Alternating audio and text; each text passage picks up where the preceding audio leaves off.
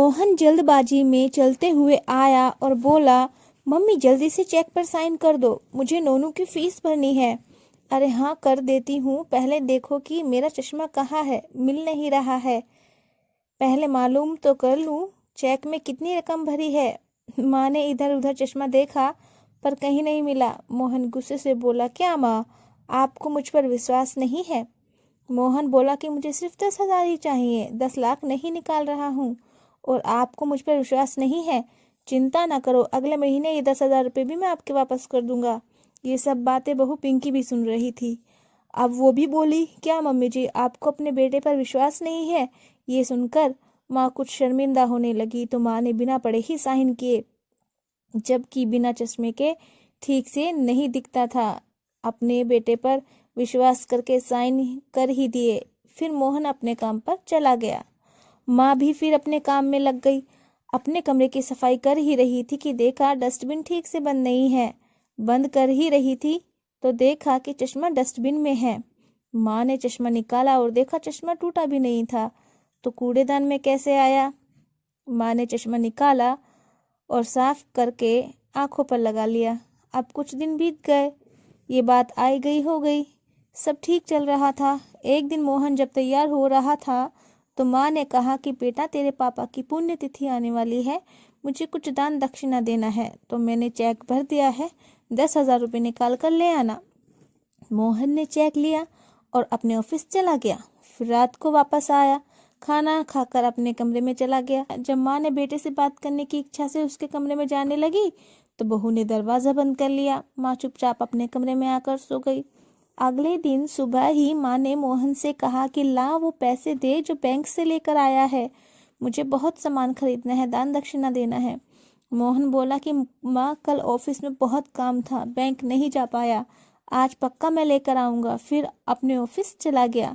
मोहन ऐसे 4 दिन तक टालता रहा। फिर एक दिन माँ ही घूमने का बहाना लगाकर रिक्शा में बैठकर बैंक चली गई। बैंक से जब पैसे निकालने लगी तो पता चला कि खाते में 1 रुपया भी नहीं है, जबकि खाते में 15 लाख के आसपास होना चाहिए, जिसका हर महीने ब्याज भी आता था।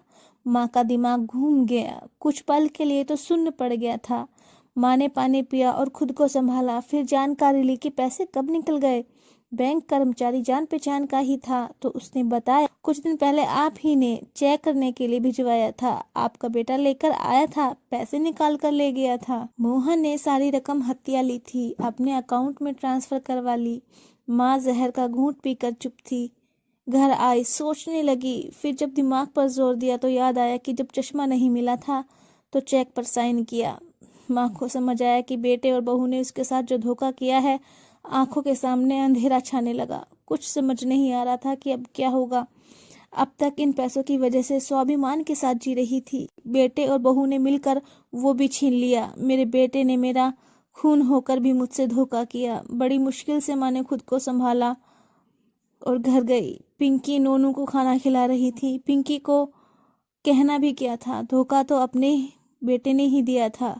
माँ को अब सब बात याद आ रही थी, किस तरीके से बेटे और बहू का व्यवहार बदल गया था।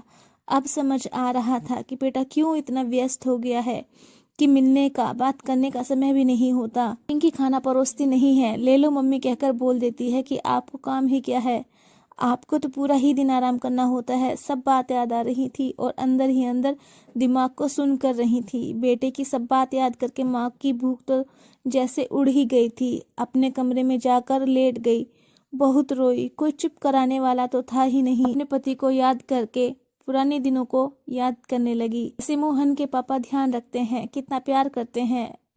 हम लोग उन दिनों में कितना खुश थे। बिना किसी परेशानी के मोहन पर उसके पापा जान लुटाते थे। किसी भी तरह की कोई कमी मोहन को कभी नहीं होने दी। मोहन को अच्छे स्कूल में पढ़ाया, फिर कॉलेज में अच्छी शिक्षा दिलाई, फिर अच्छी जगह पर अपने ही सिटी में जॉब भी मिल गई। बेटा हमारे पास ही रहेगा, कहीं जॉब के सिलसिले में दूर भी नहीं जाना होगा। मोहन ने 2-3 साल जॉब की। माँ अपने बेटे की शादी के सपने सजाने लगी कि बहुत सुंदर और गुणवान बहू लेकर अपनी पसंद की लड़की से शादी करवाएंगे। लेकिन बेटे ने अपने ही ऑफिस में काम करने वाली लड़की से शादी की। अपने बेटे की खुशी के लिए अपने मन को समझा लिया कि चलो बेटा खुश है तो सब सही है। बहू पिंकी बहुत ही महत्वाकांक्षी लड़की थी। उसको बड़ी बड़ी ब्रांड की चीज़ें पसंद आती, पर ब्रांड की बातें करती है। अपने दोस्तों में खुद को अमीर और बड़ा दिखाने की आदत से सभी परिचित थे। धीरे धीरे दिन गुजरे और फिर मेरा बेटा मोहन पापा बन गया। नोनू घर में आया। घर में चहल पहल और भी ज़्यादा बढ़ गई। लेकिन बेटे और बहू की समझदारी में कोई बदलाव नहीं आया। इसलिए पेंशन का सारा पैसा मोहन के पापा ने मेरे अकाउंट में डाला था कि बुरे टाइम में काम आएगा, क्योंकि निजी नौकरी में पेंशन तो मिलती ही नहीं। अपने बुढ़ापे का इंतजाम कर दिया था ताकि किसी के आश्रित न रहना पड़े। किस्मत को कुछ और ही मंजूर था। कुछ दिनों के बाद ही हार्ट अटैक से मोहन के पापा की मौत हो गई और जो खालीपन जिंदगी में आया उसे कोई भी नहीं भर पाया। न दुख में न गम में, कोई सिर्फ याद का ही सहारा था। अपने पति के इन पैसों से तो आराम से स्वाभिमान से जी सकती थी। बेटा भी जरूरत होने पर मांग लिया करता था, कभी ना नहीं किया। फिर क्यों लालच आया? मेरा मोहन ऐसे कैसे कर सकता है? बस यही सोचते सोचते आंख लग गई, नींद आ गई। सुबह आंखें खुली, सर भारी हो रहा था। बड़ी मुश्किल से माँ ने खुद को संभाला और अपने बेटे के पास जाकर पूछा तो जवाब आया कि ये सब आपको किसने बताया?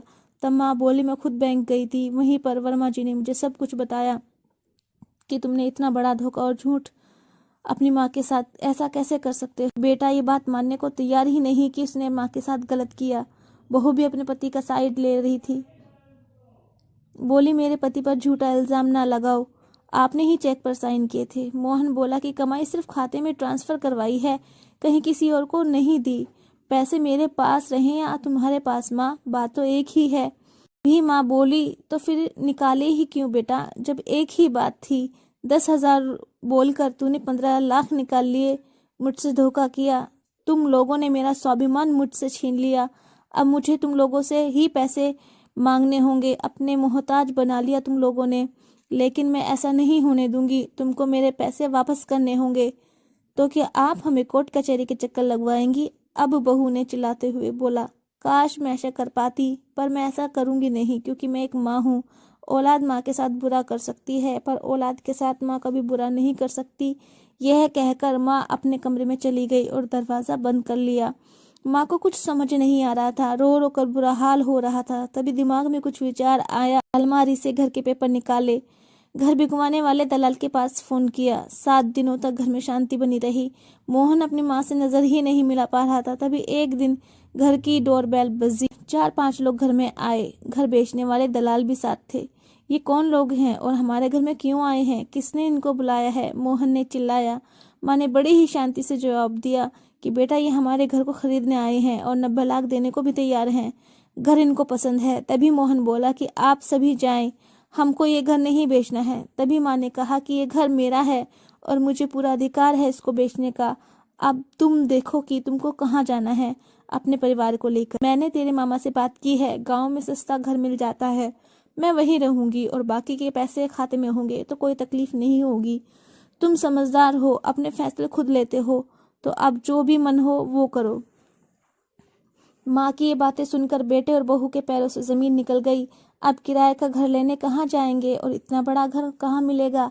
दोनों ही सोच में पड़ गए। माँ ने दलाल से कहा कि घर अच्छे से देख कर जाएं, सभी जगह से अच्छा बना है। सभी लोग जब चले गए, मोहन और पिंकी को अपनी गलती का एहसास हुआ। दोनों माँ के पैरों में गिर गए और अपनी गलती के लिए माफी मांगने लगे। मोहन बोला, माँ मैं बहुत शर्मिंदा हूँ, मुझे माफ कर दो, मुझे घर से ना निकालो। माँ भी कहाँ अपने घर को बेचने वाली थी, वो तो बस अपने बेटे को सबक सिखाने के लिए ये सब कर रही थी। माँ ने मोहन को माफ कर दिया और फिर मोहन ने भी अपनी गलती को सुधारा। माँ के सारे पैसे खाते में ट्रांसफर करवा दिए। माँ फिर स्वाभिमान के साथ जीने लगी। पुरानी सभी बातों को भूलकर अपने बेटे के साथ रहना शुरू किया। पर ये भी बात सही है कि पुराना विश्वास जीतना मुश्किल ही था।